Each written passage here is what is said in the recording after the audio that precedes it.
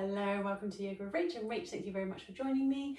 And welcome to the Virgo full moon this Saturday. So if you're watching this on Thursday or Friday before the full moon, so I think the 25th, 26th, with the full moon on the 27th, then there's still time if you want to join me live. Not in person, but online. I will be streaming an online mini yoga retreat workshop. So Saturday the 27th, 10 a.m. till 12 noon GMT, and the link to book that is in the description below. Otherwise, let's get started. So yes, we're in Pisces season, so we have that beautiful element of water, and we have the full moon in Virgo. So these two are complete opposites. So Virgo's encouraging us to get the work done for the dreams we want to manifest and bring into being whilst we're in our lovely Pisces season. So Virgo is very practical. It's all about shaking up and sorting out our routines. So you might be sorting out a morning routine, might be getting a little bit healthier, rules over the belly, so you might be very aware of eating better to help with your digestion, and some poses that are beautiful to help just focus on that area and stimulate that area are twists. So we're going to be doing a few of those in our practice together today. So we're going to get started. You might need or might like to use a brick, so you might like to have that nearby. So a brick block, I tend to use the foam ones, but you might have one of the wooden or the cork ones. If you don't have one, don't worry. It's just if you do like to use them, you can have one nearby. So finding a comfortable seat, just sitting up nice and tall, let the arms relax, close the eyes.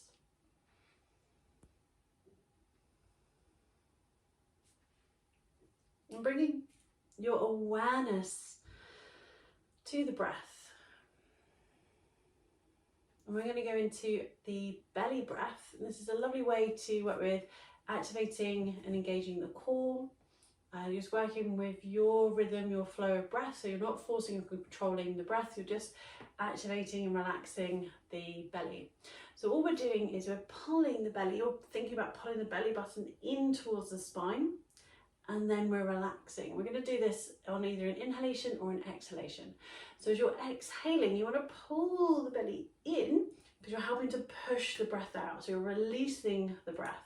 And as you're inhaling, you want to create that space and letting the belly relax and expand. Now the area that you're working with is below the belly button, just above the hips is your TVA, your transverse abdominis. So these are your deep core muscles, and a really easy way to activate or stimulate those is by working with that belly breath, engaging the core, draw the belly in, and letting the belly relax and expand as you inhale. And these, like I said, are your deep core muscles, so they can be very challenging to activate and work with, but we want to find that equal balance of activation and relaxation. And you might work with the belly breath throughout your practice, but remember to let the belly relax. You don't want to be constantly holding yourself here, but we also don't want to be constantly relaxed. We want to find that activation. The same way where we have rest and then we have like play or activities, we want to find that equal balance. So let's go into a twist. We're going to go into an open twist, so the belly has that space. So sometimes with seated twists, you'll see that you're guided to take the hand across to the opposite knee. We want to keep the hands on the knee other than the hand that we're going into a twist with. So we're going to twist to the right. So we've got the hands on the knees. Leave your left hand on your left knee. Take your right hand round behind you, just where it's comfortable. Place the hand down on the mat or on the floor. Start by turning into the belly, then the chest, then finally the chin, looking over the right shoulder. Just go as far as feels comfortable. Focus on the breath. Coming back to where you started, right hand on the right knee. Take your left hand behind you, just as far as feels comfortable. Start that twist, turning the belly, then the chest, then finally the chin, looking over the left shoulder.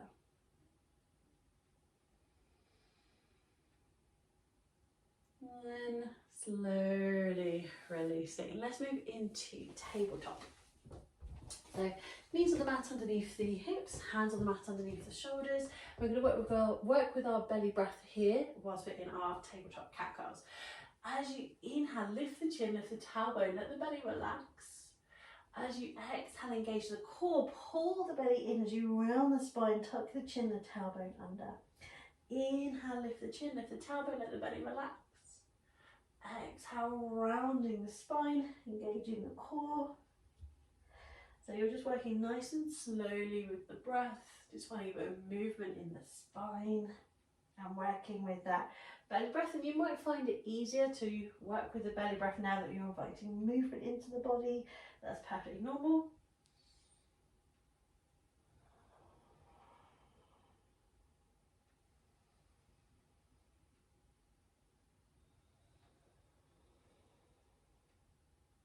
And we're going to check in with downward facing dog. If that feels comfortable, you might have a go with a little Virgo themed add-on.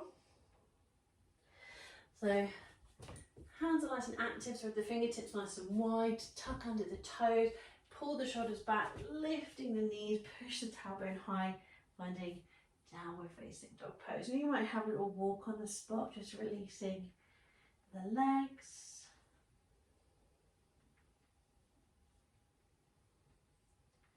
And again, whenever you're ready, come out of the pose. You can always go into child's pose, even if I don't guide you into it, it's always there. Now, a pose I love practicing, I just find it's just a fun, light-hearted pose and it just feels good in my body. So check in. If it doesn't feel good, then don't practice it, it's perfectly fine. But we're going to have a go, if you wish to, with a twist in downward facing dog. So you might want to watch this one first, unless you've practiced this one before. So we can start by walking or sliding the hand across. So I've taken my right hand across to the left side of the mat and then move the hand back to where it started and walk or slide the left hand across to the right side of the mat. Now you might feel quite comfortable reaching the hand through, so you're starting to look under the arm and you might find the opposite leg. So you might hold on to like the shin or to the thigh and releasing and changing sides. And in time, you might look fully underneath that arm. And whenever you're ready, you might lower back down into tabletop, stay there for some cat cows, or move into child's pose. So depending on whether downward dog feels comfortable or not, you might use downward dog to transition through into a couple of poses that we're going to add on some twists, have a little flow, or you can move from tabletop and step the foot through. So listen to your body. There's lots of different ways. I always call this yogi's choice. So we're going to be finding our way into a high lunge and adding on a twist. So we're going to tuck under the toes, lifting into downward dog if that is where you're going, or moving from your tabletop, stepping your right foot through. If you're in downward dog, you might lift that right leg up, pulling the knee into the belly, bring the shoulders forward, placing the foot in between the hands. Now, I'm going to practice this in runner's lunge. So the left knee is lifted and you're pushing the heel back for a calf stretch, or you might bring the left knee down if that feels more comfortable and a bit more stable. Now, this might be where you use the brick block, so you can work with the height that feels stable for you. And we're going to take our right hand onto the right thigh and start to twist the belly, the chest and the chin, looking over the right shoulder. From here, you might bring your right hand onto the right shoulder, elbow pointing up towards the ceiling, as long as the shoulders relax, so you're not pulling up towards the ear, or you might reach the right arm up. Focusing on the breath.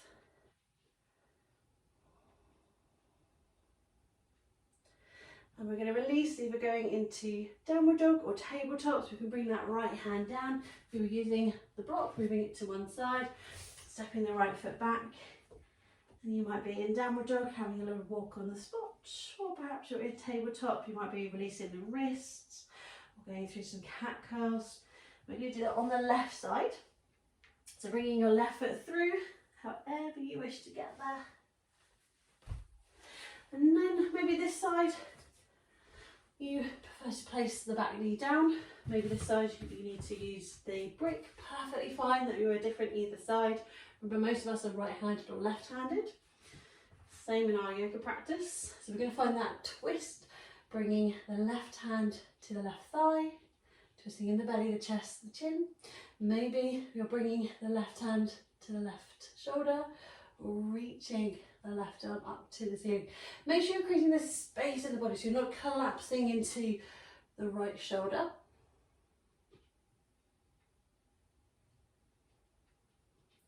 And bringing that left hand down, moving the block out of the way if you were using it, and find your way into downward dog or into tabletop. This time we're going to bring the right knee through, and we're going to move into pigeon pose. So bring the right knee in between the hands, again however you wish to get there. And we're going to place the left knee down, and we're going to nudge that left leg back. So rather than being here, we're going to nudge the weight backwards, and then we're on the top of that left foot. Make sure there's no weight going into your left knee. And we're going to lift up as though we're going into cobra pose from our, or through our sun salutations. So we're lifting up, we might be on the fingertips. So we're creating a space in the belly. And from here, we're going to find half Lord of the Fishes twist. So shift the weight completely into your hands if you can. Slide your left knee forward so you can sit down on the tailbone. And we're going to lift that left foot up and place the left foot onto the mat. Now you may get here, perfectly fine. You may wish to stretch your right leg out straight and leave the left foot on the left, keeping the legs about hip width apart. Or you might cross the left leg over the right. We can roll over to the right side as we bend that right knee again and bring the right foot in. So we've all got the left knee in front of the belly, and we're going to take the left hand behind us. Now you might use your right hand on the front of the knee or the shin, or you might use your right elbow and hug your left leg with your right arm. And we can again start to twist in the belly, the chest, the chin. Now this is a closed twist, different to what we practiced when we were sitting, when we started our practice. And if this feels a bit too restrictive, then spin around and look over the right shoulder. So you drape your left arm over your left leg, take the right arm behind you, and now you're in an open twist, just like we practiced in Sukhasana. And we're going to move back into downward dog or tabletop. So unravel yourself, so you're looking at the top of your mat. And we can push that left leg back, lift the tailbone. You might arrive in tabletop or lifting into downward facing dog. So if you're in downward dog, you might be walking on the spot. If you're in tabletop, there's always those cat cows. We're going to bring our left knee through, however you get there, and find that pigeon pose. Nudge the right leg back, no weight on that right knee, and you're lifting up as though you're going into cobra pose. It creates a space in front of the body. So we're opening up into that area we've been working with in the belly. Now we're going to find that twist. So we can lean forward, we can place the hands down. Again, you might be on the fingertips. Slide the right knee forward so you can sit down on the tailbone and lift your right foot up. So you might get to here, that's perfectly fine. You might stretch the left leg out, so the legs, the feet about hip width apart, again perfectly fine. Maybe you're crossing right leg over the left. Maybe you're leaning over to the left so you can bend that left knee. Really up to you. So you can try that closed twist again. Right knee into the belly. You might have the left hand on the knee or the shin. You might use the elbow crease as you turn in the belly, the chin, the chest, right hand behind you. Or if that feels a little bit too restrictive, right arm on the right leg, left arm behind you, and looking over the shoulder for that open twist.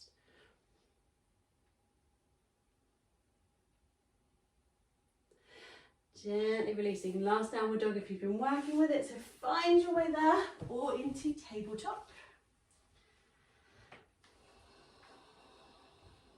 And we're going to come down into tabletop and find our way to lying on our back. We've got a reclined twist to finish our practice. So we're going to find our way onto our back. And it's really up to you, depending on how this feels in your lower back. You might keep your feet on the mat. It may be comfortable to bring the knees into the belly. We'll make sure the arms are out wide. I tend to go for cactus arms so the elbows are in line with the shoulders. And we're going to take our knees over to the right. And you might need to push the legs further down. If you started with the feet on the mat, bring the feet together. So as you lift that left foot off the mat as you twist the legs to the right. Keep your left shoulder as close to the mat as you can. You might lift, and we can look over the left shoulder. You might look up to the ceiling, just so you're spiraling that twist through the body.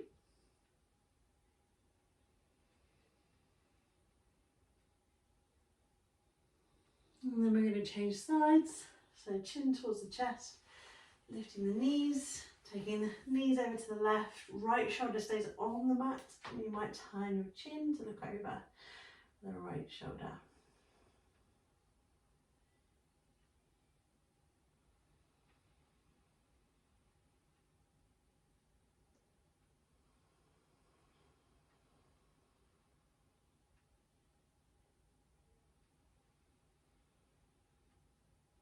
Slowly coming back to centre. You might roll to one side and find your way up to sitting. You might bring the knees into the belly and gently rock up to sitting.